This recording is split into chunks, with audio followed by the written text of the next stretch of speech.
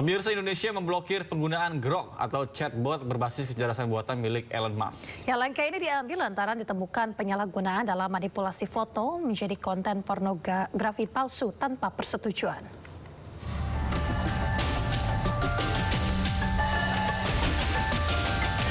Pemerintah Indonesia memblokir sementara akses ke chatbot kecerdasan buatan Grok. Grok adalah chatbot AI yang dikembangkan oleh xAI milik Elon Musk.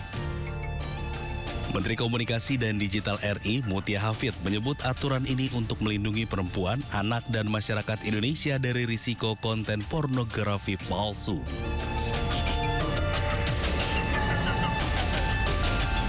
Tidak hanya Indonesia, pemerintah Malaysia juga mengeluarkan kebijakan memblokir sementara akses ke Grok. Grok disebut kerap disalahgunakan untuk menghasilkan gambar tidak senonoh hasil manipulasi yang melibatkan perempuan dan anak di bawah umur. Tak hanya Indonesia dan Malaysia yang geram, rupanya Inggris juga merasakan hal yang sama. Bahkan Inggris siap menjerat pidana siapapun yang membuat gambar intim tanpa persetujuan dengan menggunakan AI lewat undang-undang baru. Menanggapi banyaknya negara-negara yang melakukan pemblokiran akses Grok, Grok mengeluarkan pernyataan bahwa mereka berkomitmen untuk membuat platform X aman bagi semua orang. Selain itu, mereka juga tidak akan mentolerir eksploitasi seksual anak-anak. Pemirsa, Presiden Prabowo Subianto mengumpulkan 1.200 rektor dan juga guru besar pimpinan perguruan tinggi negeri maupun swasta. Ya, Prabowo tekankan pentingnya mencetak sumber daya manusia berkualitas. Pemirsa, dalam pertemuan ini Presiden menekankan pentingnya perguruan tinggi mencetak sumber daya manusia unggul yang tidak hanya cerdas, namun berintegritas dan memiliki nasionalisme yang kuat. Dalam diskusi mencakup berbagai isu strategis pendidikan tinggi, selain itu taklimat ini juga menegaskan komitmen Presiden Prabowo Subianto dalam menempatkan pendidikan tinggi dan juga penguatan sumber daya manusia sebagai pilar utama pembangunan nasional menuju Indonesia Emas 2045.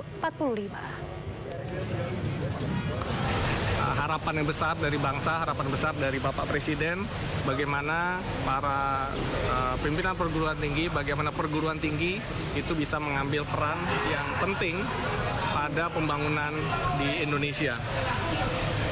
Tadi Bapak Presiden juga menyampaikan beberapa hal lainnya. Yang pertama adalah tentang kondisi dunia, begitu ya, kondisi geopolitik, bahwa saat ini terjadi pergeseran geopolitik yang cukup signifikan, sehingga setiap negara haruslah menjadi negara yang mampu mandiri, mampu survival, dan ini tentunya sektor penguasaan sains dan teknologi para perguruan tinggi itu diharapkan menjadi lokomotif negara kita, negara Indonesia di tengah pusaran dunia yang sangat dinamis, di tengah kekayaan sumber daya alam kita yang melimpah. Tentu selayaknya mempersiapkan diri, dan sekali lagi perguruan tinggi dengan para guru besarnya diharapkan memberikan peran yang signifikan. Dengan mengetahui kondisi yang disampaikan Pak Presiden tadi, Bapak Presiden berharap perguruan tinggi benar-benar memainkan peran yang signifikan, mencetak SDM-SDM kita yang unggul.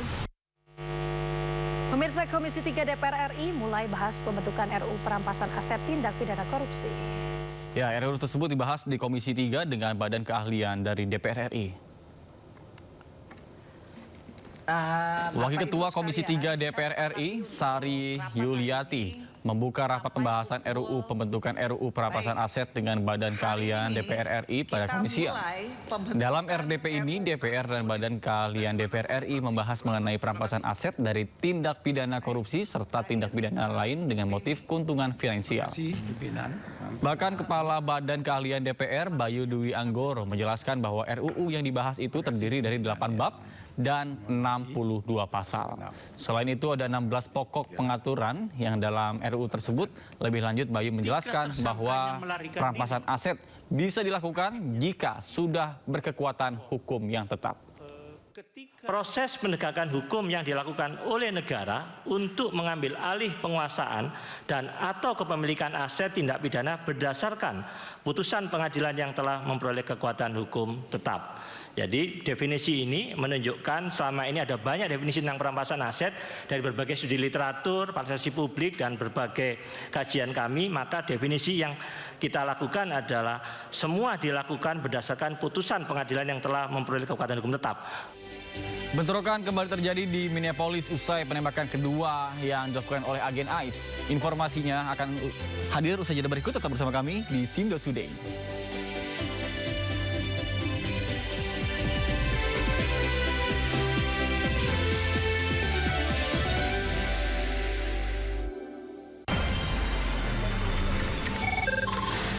Sumber dari berbagai sumber berita aktual. Informasi, sumber inspirasi,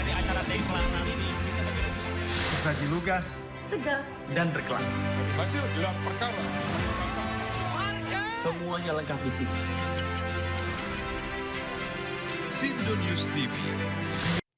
Pemirsa, berkas perkara kasus tudingan ijazah palsu Joko Widodo telah dilimpahkan ke Kejaksaan. Pelimpahan dilakukan pada berkas milik tersangka Roy Suryo, Rizwan Siadipar, dan juga Dr. Tifa. Melakukan upaya untuk menghadirkan. Polda Metro Jaya menyerahkan berkas Roy Suryo, Rizwan Sianipar, dan Dr. Tifa ke Kejaksaan. Penyerahan itu terkait kasus tudingan ijazah palsu Joko Widodo. Saat ini penyidik tengah menunggu hasil pemeriksaan kelengkapan berkas dari Kejaksaan sebelum menyerahkan para tersangka. Sistem peradilan pidana. Namun, dua tersangka diantaranya yaitu Egy Sujana dan Damai Hari Lubis telah mengajukan restoratif justice pada Polda Metro Jaya. Permohonan RJ-nya. Dan kami akan fasilitasi sebagaimana kitab undang-undang hukum pidana maupun KUHAP kita. Nanti sebagaimana pilihan RJ-nya dari para pihak tersebut. Sudah kami limpahkan untuk 3 tersangka yang sebelumnya.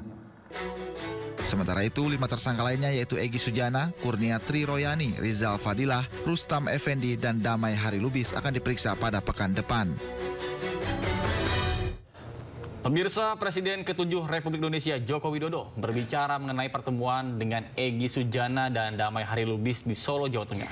Jokowi menyatakan pertemuan membahas restoratif justice atau permohonan damai dari Egy.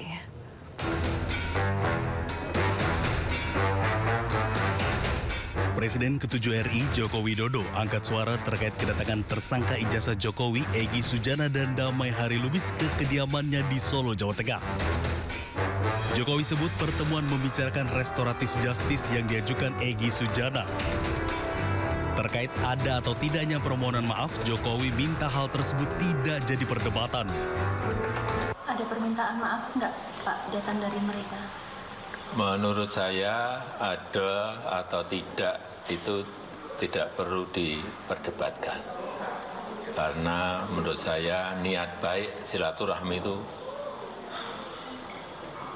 harus saya hormati dan saya hargai.